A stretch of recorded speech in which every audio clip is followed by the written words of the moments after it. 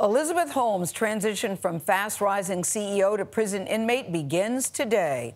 The former tech industry executive convicted of cheating investors out of hundreds of millions of dollars is due to report to a federal prison camp in Texas later this afternoon.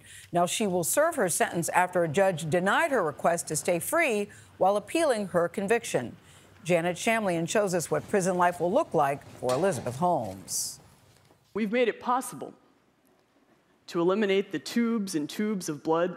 Once seen as a Silicon Valley superstar, good luck, Elizabeth. Former Theranos CEO Elizabeth Holmes will now be known as an inmate at this minimum security prison in Texas. We'd like to see a world in which every person gets access to this type of basic testing. Holmes sold a promise of overhauling the blood testing industry with just a finger prick. Every time you create something new, there should be questions. And to me, that's a sign that you've actually done something that is transformative. But in the end, it was all a lie. Do you have any reaction to your guilty verdict here? A jury last year found her guilty of defrauding investors out of hundreds of millions of dollars.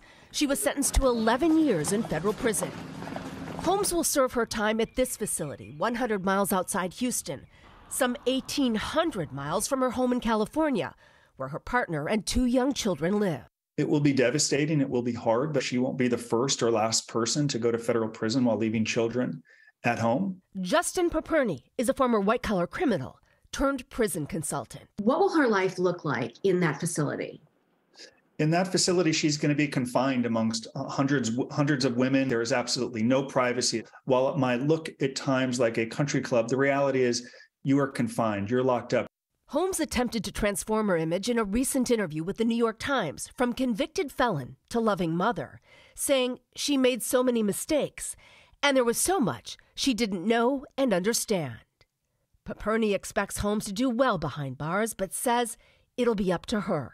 Life in prison can be disastrous or can be incredibly productive. She can begin to rebuild a legacy for her young children, or she can sit in the TV room all day complaining.